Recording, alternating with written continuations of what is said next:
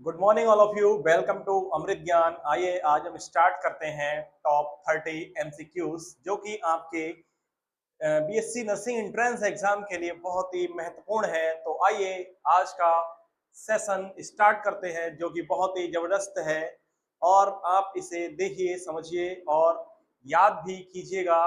आइए स्टार्ट कीजिए, करते हैं आज का फर्स्ट क्वेश्चन। देखिए आपकी स्क्रीन पर है पहला question. Which of the following is the most reactive group in the periodic table? निम्न में कौन सा समूह आवर्त सारणी में सबसे अधिक क्रियाशील है?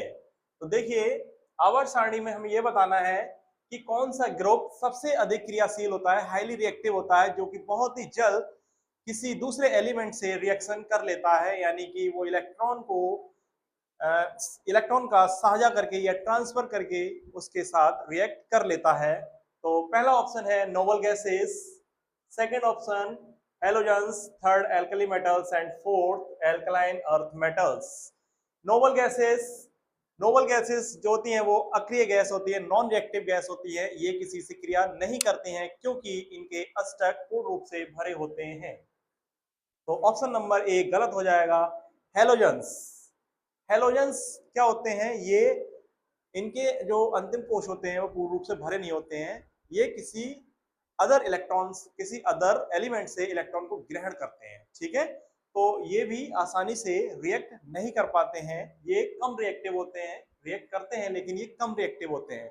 एल्कली मेटल्स ये बहुत ही अधिक हाईली रिएक्टिव होते हैं, जैसे सोडियम, एल्यूमिनियम, कैल्शियम वगैरह। ये सभी एल्कली मेटल्स होते हैं क्योंकि ये अपने इलेक्ट्रॉन को त्याग देते हैं और दूसरे इलेक्ट्रॉन जो एलिमेंट्स के साथ रिएक्ट कर जाते हैं। तो ये हाईली रिएक्टिव होते हैं, इसलिए क्षारीय धातु बहुत ही हाईली रिएक्टिव होती हैं जो कि आवर्त सारणी में पाई जाती हैं।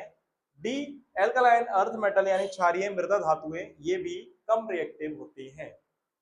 तो क्वेश्चन नंबर फर्स्ट का जो आंसर है, answer number c is the right answer, यानी एल्कली मेटल्स यानी क्षारीय धातुएं जो कि बहुत ही रिएक्टिव होती हैं।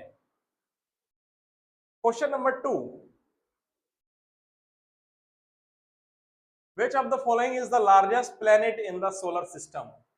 देखिए निम्न में कौन सा ग्रह सौर मंडल का सबसे बड़ा ग्रह होता है? सबसे बड़ा ग्रह पूछा है हमारे सोलर सिस्टम में। सोलर सिस्टम में 8 प्लैनेट्स हैं, आप जानते ही होंगे कौन कौन से। Mercury, Venus, Earth, Mars, Jupiter, Saturn, Uranus, Neptune. ठीक है, प्लूटो जो था नाइन्थ प्लेनेट है वो हटा दिया गया है क्योंकि वो बहुत ही दूर होने के कारण इसे देखा नहीं जा सकता था, तो इसे नवा ग्रह नहीं माना। इसलिए अब हमारे सौरमंडल में 8 ग्रह हैं, जिसमें 8 ग्रह में से सबसे बड़ा ग्रह पूछा गया है। तो ऑप्शन नंबर ए मार्स यानी मंगल, बी अर्थ, ठीक है, पृथ्वी, सी जुपिटर यानी बृहस्पति, सी सैटर्न यानी शनि। ठीक है, तो इसमें हमें बड़ा ग्रह बताना है। मंगल ये नहीं होगा, ठीक है, ये रेड ग्रह है, रेड प्लेनेट। ठीक है, लाल ग्रह के नाम से भी जानते हैं इसे क्योंकि इसकी जो सतह है वो लाल रंग की है। अर्थ ये जिस पर हम रहते हैं, जिस पर हम रह रहे हैं वो अर्थ है, अर्थ प्लेनेट है। इसे नीला ग्रह भी कहते हैं क्योंकि इस पे जल की अधिकता अधिक होती है। तो ये भी हमारा बड़ा ग्रह नहीं है। जुपिटर जुपिटर यानी बृहस्पति ये सबसे बड़ा ग्रह है। सौर मंडल यानी सोलर सिस्टम का सबसे बड़ा ग्रह जुपिटर है। ठीक है, तो इसका राइट आंसर क्या हो जाएगा? Option number c Jupiter. Saturn यानी शनि ये भी हमारा बड़ा ग्रह नहीं है। ठीक है, तो इसका राइट आंसर क्या हो जाएगा बच्चों? Jupiter. Jupiter is the largest planet in the solar system. Question number 3, देखिए विच of the following is a basic unit of मास? यानी जो मास है यानी द्रव्यमान की बेसिक यूनिट क्या है? बेसिक यूनिट आधारभूत इकाई मास की यानी द्रव्यमान की क्या है? तो द्रव्यमान को हम किस में नापते हैं? पहला ऑप्शन दे रखा है मीटर, दूसरा ग्राम, तीसरा लीटर एंड चौथा सेकेंड। ठीक है, मीटर किसी दूरी को, डिस्टेंस को नापने के लिए हम मीटर का इस्तेमाल करते हैं। तो मीटर किसी डिस्टेंस की यूनिट होती है, तो ये ऑप्शन नंबर ए गलत हो जाएगा, बी ग्राम। ग्राम यानी ये जो मास है, मास की यूनिट होती है बेसिक यूनिट, यानी आधारभूत इकाई जो है वो ग्राम होती है। जब हम कोई चीज खरीदते हैं तो वो हमें ग्राम या किलोग्राम में मिलती है, यानी ग्राम is a basic unit of मास, यानी द्रव्यमान की जो बेसिक इकाई है वो क्या है बच्चों, ग्राम। लीटर, लीटर को किसी लिक्विड फॉर्म में जो अवस्था लिक्विड फॉर्म होती है, तो लिक्विड को नापने के लिए लीटर का इस्तेमाल करते हैं। सेकेंड, सेकेंड ये टाइम की यूनिट होती है, टाइम की छोटी यूनिट सेकेंड होती है, ठीक है। सेकेंड, मिनट, घंटे यानी आर, ठीक है। तो सेकेंड ये टाइम की यूनिट है, तो ये भी ऑप्शन हमारा गलत हो जाएगा। So the right answer option number b, gram is a basic unit of mass. Question number 4, which of the following compounds is used as a disinfectant, यानी निम्न में कौन सा यौगिक कीटाणुनाशक के रूप में प्रयोग किया जाता है। देखिएगा, कीटाणुनाशक यानी डिसइंफेक्टेंट के रूप में कौन सा यौगिक प्रयोग किया जाता है, तो option number a sodium hydroxide यानी NaOH, option number b potassium nitrate यानी KNO3, क्लोरीन यानी Cl, अमोनियम क्लोराइड यानी NH4Cl, ठीक है। क्या होता है NH4Cl, अमोनियम क्लोराइड, जिसे नौसादर के नाम से भी जानते हैं, ठीक है। तो यहाँ पर कीटाणुनाशक के रूप में पूछा गया है, किसके इस्तेमाल करते हैं, देखिए इसका प्रयोग करेंगे। सोडियम हाइड्रोक्साइड ये एक क्षार है, ठीक है, इसका प्रयोग कीटाणुनाशक के रूप में नहीं करते हैं। पोटेशियम नाइट्रेट KNO3, इसका भी प्रयोग नहीं करेंगे। क्लोरीन, क्लोरीन का यूज डिसइंफेक्टेंट के रूप में किया जाता है, कीटाणुनाशक के रूप में क्लोरीन का प्रयोग किया जाता है, इसलिए इसका right answer option number c हो जाएगा, इसका राइट आंसर। अमोनियम क्लोराइड यानी NH4Cl, इसे नौसादर के नाम से भी जानते हैं, तो ये भी नहीं होगा, ठीक है। तो क्वेश्चन नंबर 4 का right answer option number C, chlorine होगा। Question number 5, which of the following is a property of water, यानी जल की विशेषता क्या है, निम्न में कौन सी जल की विशेषता है, तो देखिएगा, पहला option it is non polar, ये ध्रुवीय नहीं होते हैं, गैर ध्रुवीय हैं। B it can dissolve many substance, ये कई पदार्थों को घोल सकता है। It is a high boiling point, इसका उबालने का बिंदु उच्च होता है। It does not conduct electricity, यह इलेक्ट्रिसिटी को प्रवाहित नहीं करता है। तो देखिएगा इसका कौन सा आंसर होगा, देखिए इट इज नॉन पोलर, यानी ये ध्रुवीय नहीं है, ये ध्रुवीय होते हैं, ठीक है। जो H2O का जो सूत्र होता है, मॉलिक्यूलर फार्मूला जो होता है, वो H2O मतलब जल का H2O होता है, और HOH के बीच में क्या बनते हैं, इसमें पोलर बनते हैं, पॉजिटिव और निगेटिव पोलर बनते हैं, ठीक है। तो ये नॉन पोलर नहीं है, कैसा है, it is polar. It can dissolve many substance, ये कई पदार्थों को घोल सकता है, जी हाँ, इसमें कई पदार्थ घुल सकते हैं, तो ये इसकी वाटर की प्रॉपर्टी हो जाएगी। It can dissolve many substance, ये कई पदार्थों को घोल सकता है। It is a high boiling point, इसका गलनांक उच्च होता है, नहीं, इसका गलनांक उच्च नहीं होता है, क्योंकि 100 डिग्री सेल्सियस पर ही उबलने लगता है, जो कि 100 डिग्री सेल्सियस ज्यादा टेम्परेचर नहीं है, क्योंकि कई भी ऐसे पदार्थ होते हैं जिनका टेम्परेचर बॉइलिंग पॉइंट बहुत ही हाई होता है, जैसे 300 400 इस तरीके से डिग्री सेल्सियस तक पहुंच जाता है। It does not conduct electricity, इसमें इलेक्ट्रिसिटी प्रवाहित नहीं होती है, इसमें इलेक्ट्रिसिटी का प्रवाहन मतलब प्रवाह हो जाता है, ठीक है। तो ये भी हमारा ऑप्शन गलत हो जाएगा। तो ए, सी और डी तीनों ऑप्शन गलत हो जाएंगे। Option number B it can dissolve many substance, यह कई पदार्थों को घोल सकता है, ठीक है। तो option number B is the right answer. Question number 6, what is the atomic number of oxygen, oxygen का परमाणु क्रमांक कितना है। देखिए ऑक्सीजन का परमाणु क्रमांक बताना है। Option number a 6, b 8, c 10 and d 12, ठीक है। तो ऑप्शन नंबर ए 6 पर कार्बन होता है, ठीक है, 6 पर क्या होता है, कार्बन।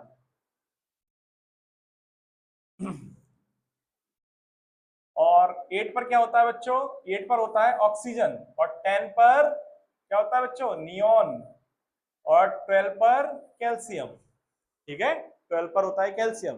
मैंने आपसे कहा था कि आप 1 से 30 तक परमाणु क्रमांक को याद कर लीजिए, उनके जो भी एलिमेंट्स हैं उनको याद कर लीजिए, उनके क्या संकेत हैं उन्हें भी याद करिए, ताकि आप परीक्षा में कोई गलती ना करें। तो इसलिए इसका राइट आंसर क्या हो जाएगा? ऑक्सीजन। ऑक्सीजन का एटॉमिक नंबर 8 होगा, ऑप्शन नंबर बी। ठीक है, 6 कार्बन होता है, 10 नियॉन और 12 कैल्शियम। ठीक,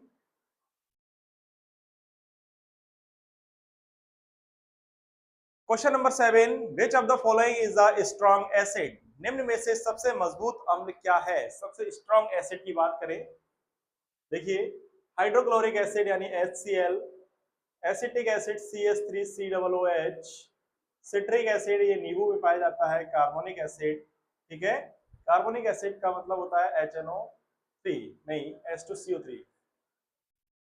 कार्बोनिक एसिड क्या होता है बच्चों? H2CO3, ये होता है कार्बोनिक एसिड। ठीक है, तो सबसे स्ट्रॉन्ग एसिड हाइड्रोक्लोरिक एसिड को माना जाता है, यानी HCl is a strong acid. क्या होता है बच्चों? HCl यानी हाइड्रोक्लोरिक एसिड बहुत ही मजबूत एसिड होता है, और HCl ही हमारे शरीर के आमाशय में पाया जाता है। ठीक है, जिसका pH मान 1 से लेके 3 के बीच होता है। ठीक है, तो HCl एक स्ट्रॉन्ग एसिड है। ठीक, और एसिटिक एसिड ये सिरका सिरका में पाया जाता है, सिरका का कंपोनेंट होता है। सिट्रिक एसिड ये नींबू में पाया जाता है, खट्टे पदार्थों में। ठीक है, और चौथा है कार्बोनिक एसिड, तो ये भी नहीं होगा। तो option number a is the right answer, बाकी ऑप्शन गलत हो जाएंगे। Question number 8, what is the process of converting solid to gas without passing through the liquid phase? देखिए कौन सा क्वेश्चन है, what is the process of converting solid to gas, यानी solid से गैस में बदलना, without without passing through the liquid phase, यानी बिना लिक्विड में चेंज हुए। इसका मतलब ठोस को गैस में रूपांतरित करने की एक ऐसी प्रक्रिया जिसमें लिक्विड फॉर्म ना बने। ठीक है, देखिए वैसे तो कोई भी सॉलिड होता है तो उसमें क्या होता है, अगर हम सॉलिड को थोड़ी सी ऊष्मा दें, जैसे बर्फ, उसको थोड़ी सी ऊष्मा दें तो ये किस में चेंज होता है? लिक्विड यानी वाटर में चेंज हो जाएगा। ठीक है, जब लिक्विड को ऊष्मा देंगे यानी उसे हीट करेंगे, उबालेंगे, तो ये किस में चेंज हो जाएगा? गैस में चेंज होता है। लेकिन इसमें यह पूछा है ठोस को गैस में रूपांतरित करने की प्रक्रिया बिना द्रव चरण से गुजरे क्या कहलाती है? ठीक है, यानी उसमें लिक्विड फॉर्म नहीं होना चाहिए, डायरेक्ट सॉलिड से गैस में बदलना क्या कहलाता है? यह क्रिया सब्लिमेशन यानी ऊर्ध्वपातन कहलाती है। क्या कहलाती है बच्चों? सब्लिमेशन यानी ऊर्ध्वपातन। ठीक है, और ऊर्ध्वपातन किसमें होता है? जैसे कपूर, ठीक है, नौसादर आदि। अगर ये ठोस अवस्था में होते हैं, इन्हें हम गर्म करें तो ये लिक्विड में ना चेंज होकर सीधे गैसियस स्टेट में चेंज हो जाते हैं।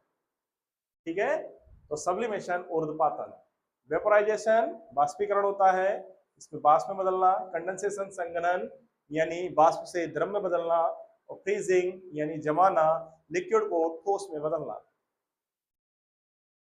तो ऊर्ध्वपातन इसका राइट आंसर हो जाएगा option number A. Question number 9, what is the name of bond formed by the sharing of electron pairs? किस प्रकार के बंधन में इलेक्ट्रॉन जोड़े का साझाकरण होता है, यानी किस प्रकार का बॉन्ड, यानी किस प्रकार का बॉन्ड बनता है जब इलेक्ट्रॉन आपस में क्या करते हैं? साझा कर लेते हैं, यानी इलेक्ट्रॉन का पेयरिंग हो जाता है और वो आपस में साझा करके किस प्रकार का बॉन्ड बनाते हैं। तो देखिए आयनिक बॉन्ड, आयनिक बॉन्ड में क्या होता है? ये इलेक्ट्रॉन डायरेक्ट दूसरे एलिमेंट को ट्रांसफर कर देते हैं और दूसरा एलिमेंट क्या करता है? उसे एक्सेप्ट कर लेता है, तो इसमें आयनिक बॉन्ड बनता है। जैसे NaCl, NaCl में Na Cl को एक इलेक्ट्रॉन ट्रांसफर करता है जिससे Na पर प्लस चार्ज और क्लोरीन पर माइनस चार्ज आ जाता है और इस प्रकार ये आयनिक बॉन्ड बना लेता है। कोवैलेंट बॉन्ड में क्या होता है, इसमें इलेक्ट्रॉन का साझा होता है। कोवैलेंट का मतलब सहसंयोजक, सहसंयोजक का मतलब होता है आपस में साझा करना, इलेक्ट्रॉन शेयरिंग। जैसे हाइड्रोजन, जैसे जल का फार्मूला होता है HOH, ठीक है। तो इसमें हाइड्रोजन और ऑक्सीजन के बीच सिंगल बॉन्ड बन जाता है, इसमें इलेक्ट्रॉन की शेयरिंग हो जाती है, पार्टनरशिप कर लेते हैं, इसलिए क्या बना लेते हैं, कोवैलेंट बॉन्ड बना लेते हैं। मेटालिक बॉन्ड यानी धात्विक बंधन, ये भी नहीं होगा। हाइड्रोजन बॉन्ड, ये हाइड्रोजन के बीच बनता है। तो इसका राइट आंसर क्या हो जाएगा, इलेक्ट्रॉन पेयर का शेयरिंग करने पर कौन सा बॉन्ड बनता है, कोवैलेंट बॉन्ड बनता है, यानी सहसंयोजक बॉन्ड। तो इसका right answer option number b हो जाएगा। Question number 10, which of the following is a characteristics of metals? निम्न में कौन सी धातुओं की विशेषता है। देखिए धातुओं की विशेषता क्या है, poor conductor of electricity, electricity के खराब चालक होते हैं, जी नहीं, मेटल्स इलेक्ट्रिसिटी के खराब चालक नहीं होते हैं, क्योंकि सबसे अधिक चालकता मेटल्स में ही पाई जाती है और सोना एक ऐसा मेटल है जिसमें सबसे अधिक क्या होती है, सबसे अधिक इलेक्ट्रिसिटी का प्रभाव होता है, ठीक है, इलेक्ट्रिसिटी प्रवाहित हो जाती है, ठीक है। जो घरों में वायरिंग की जाती है वो कॉपर मेटल के बनाए जाते हैं, ठीक है। और ब्राइटल ये चमकदार होते हैं, ठीक है। मेलेबल ये कैसे होते हैं, लचीले होते हैं। और ट्रांसपेरेंट ये कैसे होते हैं, पारदर्शी होते हैं, जी नहीं।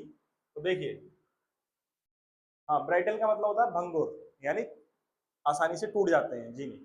तो poor conductor of electricity, electricity खराब चालक होते हैं, नहीं, इलेक्ट्रिसिटी के अच्छे चालक होते हैं। ब्राइटल यानी भंगुर होते हैं, नहीं, ये आसानी से नहीं टूटते हैं, तो ये ब्राइटल नहीं होते हैं। मेलेबल ये लचीले होते हैं, जी हाँ, ये लचीले होते हैं, यानी तन्यता इसमें पाई जाती है, क्योंकि इन्हें खींचकर पतले तार बनाए जा सकते हैं, इनमें तन्यता का गुण पाया जाता है। तो इसका राइट आंसर मेलेबल। ट्रांसपेरेंट नहीं, ये पारदर्शी नहीं होते हैं, तो ये भी ऑप्शन गलत हो जाएगा। तो धातुओं की विशेषता क्या हो जाएगी बच्चों, मेलेबल यानी तन्यता। Question number 11, which of the following is a noble gas, निम्न में कौन सी गैस आदर्श गैस है। आदर्श गैस, आदर्श गैस कौन सी होती है, जिनके अंतिम कोश पूर्ण रूप से भरे होते हैं और ये किसी अदर एलिमेंट से क्रिया नहीं करते हैं, जिससे ये इन्हें आदर्श गैस के नाम से जानते हैं। तो नाइट्रोजन ये भी क्रियाशील होता है, ये अपने इलेक्ट्रॉन क्या करता है, ग्रहण करता है। ऑक्सीजन भी इलेक्ट्रॉन ग्रहण करता है, कार्बन भी ग्रहण करता है, तो ये तीनों ऑप्शन गलत हो जाएंगे। आर्गन यानी AR, इसका संकेत होता है AR यानी आर्गन। आर्गन एक नोबल गैस है जो कि जिसका अष्टक पूर्ण रूप से भरा होता है, इनके अंतिम शेल में इलेक्ट्रॉन पूर्ण रूप से भरे होते हैं और ये स्थायी होते हैं, ठीक है। Question number 12, what is the main element in the composition of carbohydrate, carbohydrate के संगठन में मुख्य तत्व कौन सा है।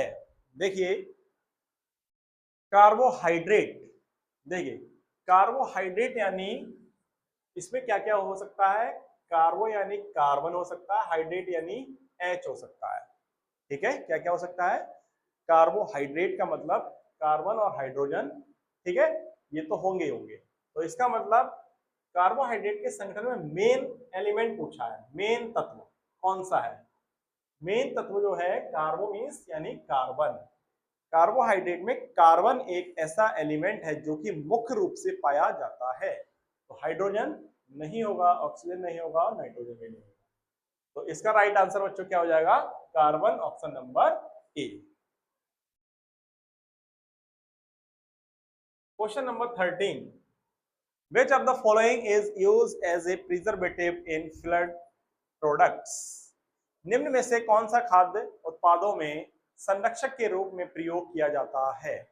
देखिए which of the following is used as a preservative in food products, निम्न में कौन सा खाद्य उत्पादों में संरक्षक के रूप में उपयोग करते हैं। संरक्षक यानी जिससे जो खाद्य पदार्थ हैं वो जल्द ही खराब ना हो, वो लंबे समय तक संरक्षित रह सकें और उनका उपयोग किया जा सके। तो इसके लिए किसका उपयोग करते हैं देखिएगा, सोडियम क्लोराइड यानी NaCl, पोटेशियम परमैंगनेट यानी KMnO4, सोडियम बेंजोएट और विनेगर यानी सिरका। ठीक है, तो देखिएगा सोडियम क्लोराइड ये नहीं होगा, पोटेशियम परमैंगनेट यानी KMnO4 ये भी नहीं होगा, सोडियम बेंजोएट, जी हाँ, तो किसका प्रयोग करते हैं बच्चों, सोडियम बेंजोएट का प्रयोग किया जाता है। किसको, खाद्य पदार्थों को मतलब सड़ने गलने से बचाने के लिए, खराब ना हो, तो उसके लिए सोडियम बेंजोएट का प्रयोग किया जाता है। तो option number c is the right answer. ठीक है, question number 14, which gas is produced when sodium reacts with water? Sodium जल के साथ क्रिया करके कौन सी गैस उत्पन्न करता है? देखिएगा, जब सोडियम की क्रिया हम जल से कराएं तो कौन सी गैस मुक्त होगी? देखिएगा यहां पर NaOH प्लस क्या बन जाएगा, H2O। ठीक है, H2 यानी इसमें हाइड्रोजन गैस मुक्त हो रही है। कौन सी? हाइड्रोजन गैस मुक्त होगी। क्या होगी बच्चों? Hydrogen gas. तो इसका मतलब ये हुआ कि सोडियम जल के साथ क्रिया करके हाइड्रोजन गैस मुक्त करता है। ठीक है, क्योंकि सोडियम जो है वह धातुओं के साथ क्रिया करके, नहीं, हाइड्रोजन धातुओं के साथ क्रिया करके क्या करता है, हाइड्रोजन गैस मुक्त करता है। ठीक है, तो बात समझ में आ गई बच्चों? तो धातुएं होती है वो हाइड्रोजन गैस मुक्त करती हैं। ठीक है, तो इसका मतलब जब धातु जल से क्रिया करेगी तो हाइड्रोजन गैस मुक्त होगी। आंसर क्या हो जाएगा इसका? Option number A. Question number 15, which of the following is the heaviest naturally occurring element? निम्न में कौन सा सबसे भारी स्वाभाविक रूप से होने वाला तत्व है? स्वाभाविक रूप से सबसे भारी तत्व कौन सा है?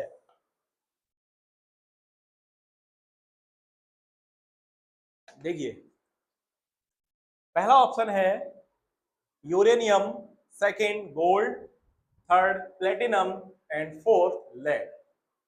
ठीक है, लेड यानी सीसा ये भारी नहीं होता है और इसको हम पीबी से लिखते हैं। प्लेटिनम यानी ये भी नहीं होगा, इसको पीडी से लिखते हैं। गोल्ड यानी AU ये भी नहीं होगा।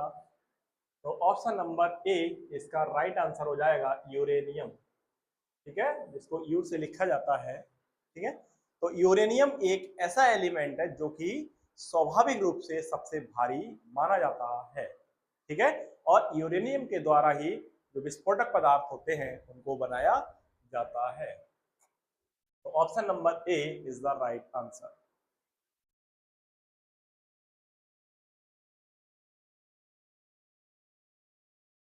Next question, question number 16, what is the primary function of enzymes in the human body? देखिए, मानव शरीर में एंजाइम का प्राथमिक कार्य क्या है? जो हमारा शरीर है उसमें विभिन्न प्रकार के एंजाइम्स पाए जाते हैं और इन एंजाइम्स का शरीर के अंदर क्या कार्य होता है, तो आइए जानते हैं। ऑप्शन नंबर ए, प्रोवाइड एनर्जी यानी ऊर्जा प्रदान करते हैं।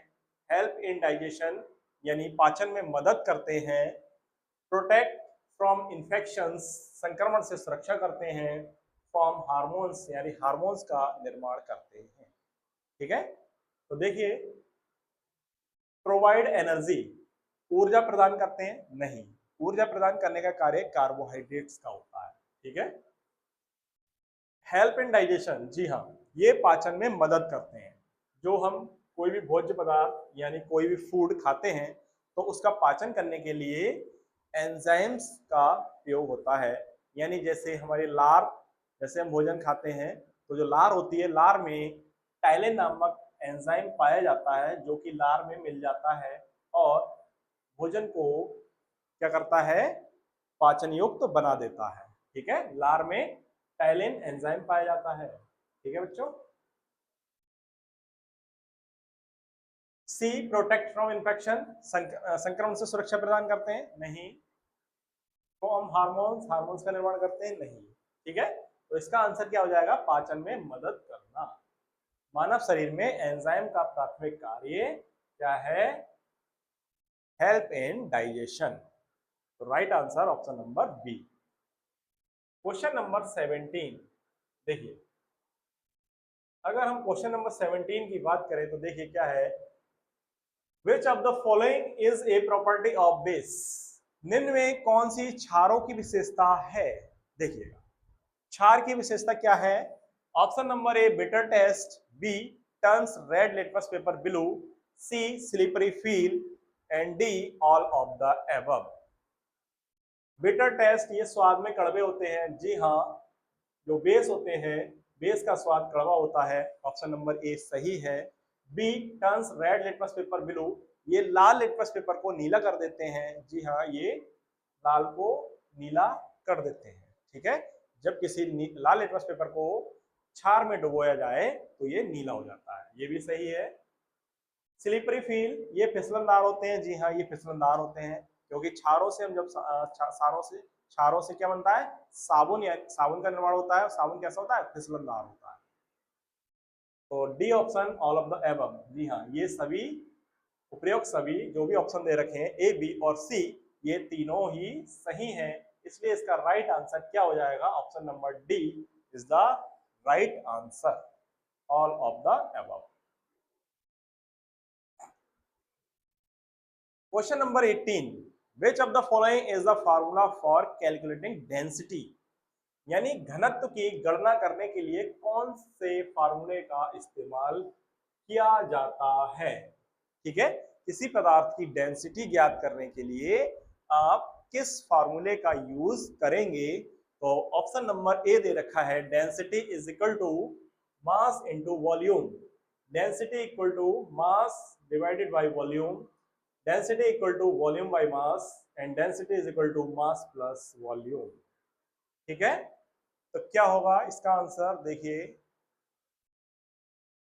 Density equal to mass into volume, नहीं, मास और वॉल्यूम का गुणनफल नहीं होता है, तो ये ऑप्शन नंबर गलत हो जाएगा, ये ऑप्शन गलत होगा। Density equal to mass divided by volume, जी हाँ, जब हम मास को किसी वॉल्यूम से डिवाइड करते हैं तो इसकी ये डेंसिटी ज्ञात हो जाती है। Option number B is the right answer, density equal to mass divided by volume. C भी ऑप्शन गलत हो जाएगा और डी भी गलत हो जाएगा। ठीक है, तो राइट आंसर घनत्व बराबर द्रव्यमान बटे आयतन। What is the molecular formula for water, जल का आणविक सूत्र क्या है। देखिए option number a H2O, b H2O2, c H2CO3 and d H2। ठीक है, तो देखिए क्या होगा, H2 ये हाइड्रोजन है, ये ऑप्शन नहीं होगा। H2O3 ये गलत हो जाएगा, ये नहीं होता है। H2O2 यानी हाइड्रोजन परऑक्साइड, H2O2 क्या होता है, हाइड्रोजन परऑक्साइड, तो ये भी नहीं होगा, इसलिए राइट आंसर क्या हो जाएगा बच्चों, H2O यानी जल, इसका राइट आंसर हो जाएगा, क्या हो जाएगा बच्चों, H2O। ठीक है, और H2O में सिंगल बॉन्ड पाया जाता है, इनके बीच कोवैलेंट बॉन्ड बनता है। ठीक है, तो जल एक उदासीन भी होता है जिसका पीएच मान कितना होता है बच्चों, 7 होता है। ठीक है, पीएच वैल्यू कितनी होती है बच्चों, 7, क्योंकि ये न्यूट्रल होता है, शुद्ध वाटर। ठीक है, तो इसलिए राइट आंसर क्या हो जाएगा बच्चों, H2। Question number 20, which of the following is used as a fuel in rockets, rockets में ईंधन के रूप में किसका उपयोग किया जाता है। जो हमारे रॉकेट्स होते हैं, ठीक है, उसमें ईंधन के रूप में किसका प्रयोग किया जाता है। Option number a oxygen, b hydrogen, c nitrogen and d propane. ठीक है, देखिए ऑक्सीजन नहीं, ऑक्सीजन का प्रयोग रेस्पिरेशन में करते हैं। ठीक है, क्योंकि जो जीव जंतु मनुष्य होते हैं वो ऑक्सीजन ग्रहण करते हैं और कार्बन डाइऑक्साइड छोड़ते हैं, और जो प्लांट्स होते हैं, ग्रीन प्लांट्स, ट्रीज, वो CO2 ग्रहण करते हैं और ऑक्सीजन रिलीज करते हैं। ठीक है, हाइड्रोजन, हाइड्रोजन का प्रयोग रॉकेट्स में फ्यूल के रूप में करते हैं। तो ईंधन का प्रयोग रॉकेट में हाइड्रोजन में किया जाता है। ठीक है, हाइड्रोजन का प्रयोग किसमें किया जाता है? रॉकेट में फ्यूल के रूप में करते हैं। नाइट्रोजन ये भी नहीं होगा, प्रोपेन भी नहीं होगा। ठीक है, तो option number B is the right answer. Question number 21, what is the chemical formula of sulphuric acid? Sulphuric अम्ल का रासायनिक सूत्र क्या है? देखिएगा क्या होता है सल्फ्यूरिक एसिड का रासायनिक सूत्र। देखिए, सल्फ्यूरिक यानी एस, ठीक है, और एसिड है तो इसमें एच होगा। क्या होगा बच्चों? एच होगा। ठीक है, अब यहां पर देख लीजिए एच और एस किसमें है? इसमें भी है और इसमें भी है और इसमें भी है, इसमें नहीं है। तो ऑप्शन नंबर डी तो गलत हो गया, H2O2 ये हाइड्रोजन परऑक्साइड का फॉर्मूला है। ठीक है, H2S इसमें हाइड्रोजन और सल्फर है, तो यानी कि ये हाइड्रोजन सल्फाइड का फॉर्मूला है, तो ये भी नहीं होगा। ठीक है,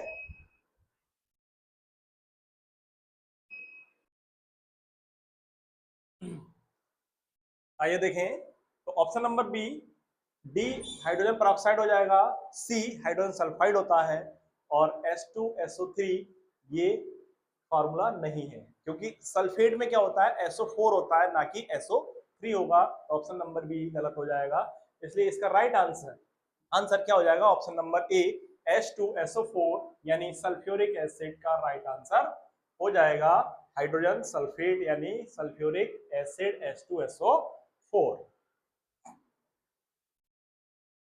question number 22, what is the pH value of neutral substances?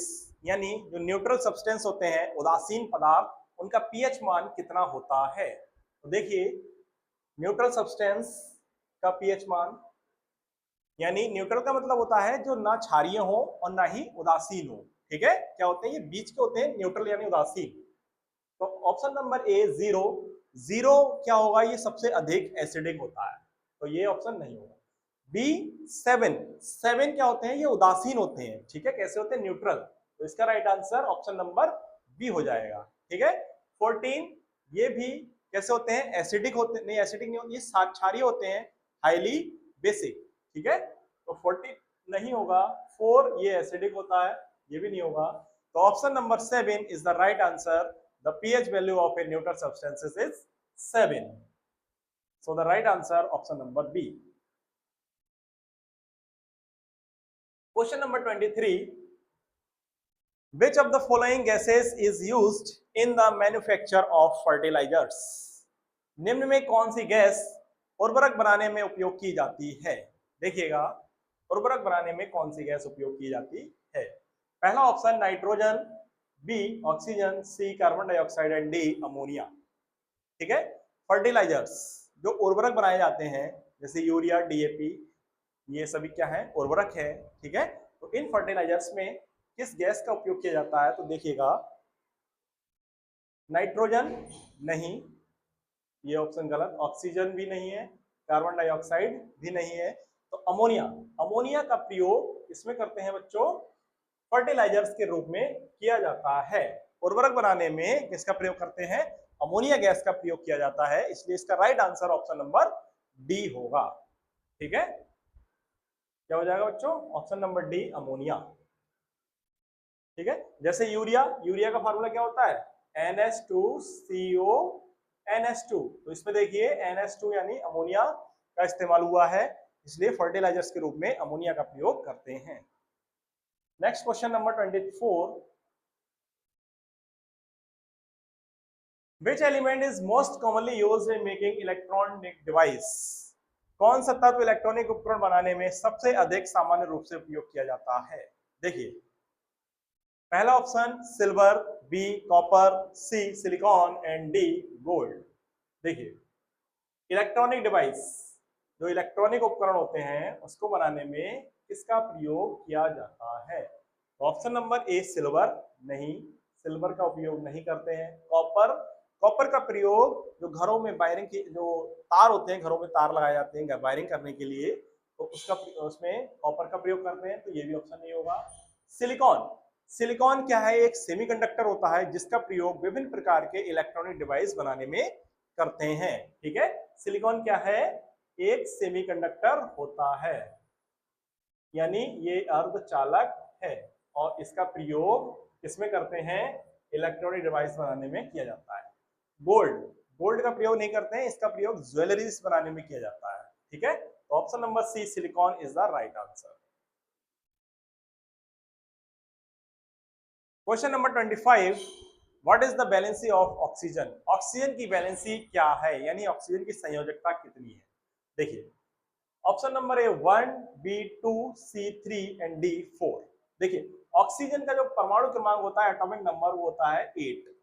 अगर हम 8 का इलेक्ट्रॉनिक कॉन्फ़िगरेशन करें तो कितना हो जाएगा? 2,6, यानी इसके अंतिम शेल में 6 इलेक्ट्रॉन पाए जाते हैं, इसलिए इसका जो अंतिम कोश है इसको भरने के लिए 2 इलेक्ट्रॉन्स की आवश्यकता होगी। यानी जब 2 इलेक्ट्रॉन किसी अदर एलिमेंट से ग्रहण करेगा तो इस पर माइनस का 2 चार्ज आ जाएगा, इसलिए इसकी वैलेंसी कितनी हो जाएगी बच्चों? 2 होगी, क्योंकि ये 2 इलेक्ट्रॉन ग्रहण करता है। ऑक्सीजन 2 इलेक्ट्रॉन ग्रहण करता है, इसलिए इसकी वैलेंसी 2 होगी। Option number B is the right answer. Question number 26, देखिए, which of the following is a product of the reaction between sodium and water? देखिए, सोडियम और वाटर के बीच रिएक्शन से निम्न में से कौन सा उत्पाद बनता है? देखिएगा, सोडियम और वाटर जब आपस में क्रिया करते हैं तो कौन सा प्रोडक्ट बनता है? तो देखिएगा, पहला option hydrogen, b chlorine, c oxygen and d carbon dioxide. Sodium का फार्मूला जो होता है वो कितना होता है बच्चों? सोडियम को हम Na से लिखते हैं, सोडियम को Na से लिखते हैं, और सोडियम एंड वाटर, वाटर को H2 से लिखते हैं, H2O। तो क्या बनेगा? देखिए, कार्बन डाइऑक्साइड, यानी कार्बन डाइऑक्साइड का CO2, और यहाँ पे कहीं पर भी C नहीं है, तो ये ऑप्शन गलत हो जाएगा। ऑक्सीजन यहाँ पर O है। ठीक है, अभी देखते हैं बनेगा या नहीं बनेगा। क्लोरीन, क्लोरीन को Cl से लिखते हैं, तो यहाँ पर Cl कहीं नहीं है, तो Cl नहीं बनेगा। अब बचे हमारे ऑप्शन नंबर ए और सी, हाइड्रोजन और ऑक्सीजन। जब इसकी क्रिया होगी तो क्या बनेगा? NaOH प्लस H2O, यानी क्या बनेगा? Sorry, hydrogen, hydrogen gas release होगी। क्या होगी? हाइड्रोजन गैस रिलीज होगी, ऑक्सीजन भी नहीं बनेगी। ठीक है, तो सोडियम और जल के बीच क्रिया करने से हाइड्रोजन गैस रिलीज होती है। Option number a is the right answer.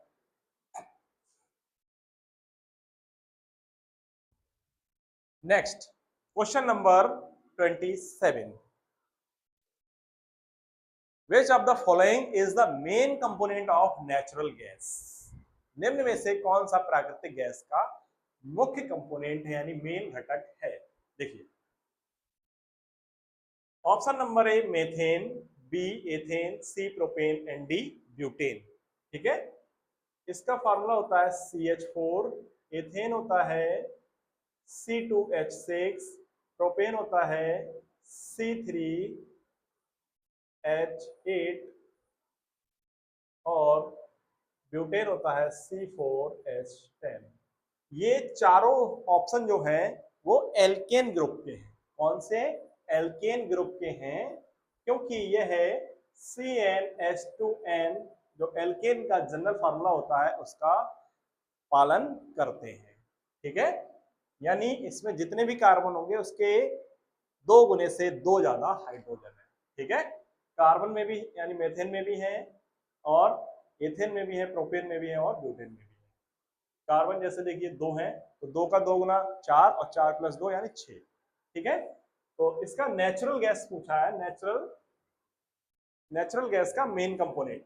देखिए, जो मेथेन है, मेथेन ये दलदले स्थानों पर पाई जाती है और इसे मार्स गैस के नाम से भी जानते हैं, और ये दलदले स्थानों में पाई जाती है जहाँ कीचड़ पानी भरा रहता है, वहां पर मेथेन गैस रिलीज होती है। ठीक है, तो इसलिए इसका राइट आंसर क्या हो जाएगा? प्राकृतिक गैस का मुख्य घटक मेथेन होगा। Option number a is the right answer. Question number 28, what is the chemical formula for methane. अब मेथेन का रासायनिक सूत्र पूछा गया। क्या होता है मेथेन का रासायनिक सूत्र? देखिए अभी हमने ऊपर ही बताया था, देख लीजिए यहां पर भी CH4। CH4 यानी मेथेन में एक कार्बन होता है और ये एल्केन ग्रुप का होता है। इसका मतलब इसमें कार्बन के साथ 4 हाइड्रोजन जुड़े होंगे। तो ऑप्शन नंबर ए इसका राइट आंसर हो जाएगा, मेथेन यानी CH4। ठीक है, मेथेन यानी CH4। देखिए बी ऑप्शन C2H6 ये एथेन है। ये क्या है बच्चों? एथेन है। और ये क्या है? मेथेन। ठीक है, C3H8 ये क्या है बच्चों? ये प्रोपेन है, प्रोपेन। और CH3 ये एल्काइल ग्रुप है, क्योंकि इसमें एक हाइड्रोजन की कमी है, कार्बन की वैलेंसी पूर्ण नहीं है, पूरी नहीं है, इसलिए एल्काइल ग्रुप का है, जिसे इसका नाम CH3 का नाम क्या हो जाएगा? मेथिल। ठीक है, क्या हो जाएगा बच्चों? मेथिल। तो option number a is the right answer. CH4 is the chemical formula for methane. Question number 29, what is the boiling point of water. जल का क्वथनांक कितना है? बॉइलिंग पॉइंट का मतलब होता है जल कितने डिग्री सेल्सियस टेम्परेचर पर उबलने लगता है, यानी वो लिक्विड फॉर्म से गैसियस स्टेट में चेंज होने लगता है। तो option number a 100 degree Celsius, b 0 degree, c 50 and d 200 degree Celsius. देखिए 100 डिग्री सेल्सियस, हाँ, वाटर का जो बॉइलिंग पॉइंट होता है वो 100 डिग्री सेल्सियस होता है, क्योंकि 100 डिग्री सेल्सियस जब पहुंचता है, जब जल को हम गर्म करते हैं, जब उसका टेम्परेचर 100 डिग्री सेल्सियस पहुंच जाता है तो वह उबलने लगता है। ठीक है, 0 डिग्री सेल्सियस पर जल जमने लगता है, यानी फ्रीज होने लगता है। तो ये ऑप्शन नहीं होगा, सी 50 डिग्री सेल्सियस भी नहीं होगा और डी 200 डिग्री सेल्सियस भी नहीं होगा। सो the right answer option number a 100 degree Celsius is the boiling point of water, यानी 100 डिग्री सेल्सियस पानी का क्वथनांक होता है जिस पर जल उबलने लगता है। Option question number 30, this is the last question of this session. Question number 30, which of the following is used as a fuel in nuclear reactors। यानी जो निम्न में से कौन सा रिएक्टर में ईंधन के रूप में उपयोग किया जाता है? देखिए न्यूक्लियर रिएक्टर्स में किस गैस का उपयोग किया जाता है, किसका उपयोग किया जाता है फ्यूल के रूप में, ईंधन के रूप में। ठीक है, जिससे न्यूक्लियर रिएक्टर्स वर्क करते हैं। तो option number A uranium, B coal, C natural gas and D petrol. Uranium, coal यानी कोयला, नेचुरल गैस यानी प्राकृतिक गैस, पेट्रोल यानी जो पेट्रोल होता है। ठीक है, पेट्रोलियम पदार्थ। ठीक है, तो देखिए किसका प्रयोग करेंगे? पेट्रोल नहीं, पेट्रोल का प्रयोग न्यूक्लियर रिएक्टर्स में नहीं करते हैं। नेचुरल गैस भी नहीं करते हैं, नेचुरल गैस जैसे CNG PNG होती है। CNG मतलब क्या होता है? नेचुरल गैस यानी CNG होती है कंप्रेस्ड नेचुरल गैस। ठीक है, ये कंप्रेस्ड गैस होती है। कोल यानी कोयला का प्रयोग नहीं करते हैं, तो इसलिए ऑप्शन नंबर ए यूरेनियम, जिसका प्रयोग किसमें करते हैं बच्चों? न्यूक्लियर रिएक्टर्स में करते हैं, जिससे न्यूक्लियर रिएक्टर्स वर्क करते हैं। ठीक है, सो the right answer option number A uranium. Uranium का प्रयोग रिएक्टर्स में ईंधन के रूप में किया जाता है। तो ये रहे आज के टॉप 30 क्वेश्चन, जो कि आपके एंट्रेंस एग्जाम के लिए बहुत ही महत्वपूर्ण है, बहुत ही इम्पोर्टेंट है। इनको आप याद कीजिए, रिवाइज कीजिए, ताकि आप अच्छे से अंक प्राप्त कर सकें। और एक बात जरूर ध्यान रखना, जो इसमें बार बार क्वेश्चन आ रहे हैं एटॉमिक नंबर वाले, तो आप आवर्त सारणी के 1 से लेके 30 तक एलिमेंट्स के atomic number with elements sign जो उसके एलिमेंट हैं और उसका पूर्ण रूप और उसके तत्व किससे कौन सा एलिमेंट लिखा जाता है वो सब याद कर लीजिए, ताकि आपको भविष्य में जो एंट्रेंस एग्जाम है उसमें कोई दिक्कत ना आए। तो इसी के साथ आज का ये टॉपिक समाप्त होता है। कल हम नेक्स्ट टॉपिक के साथ मिलेंगे, तब तक के लिए नमस्कार।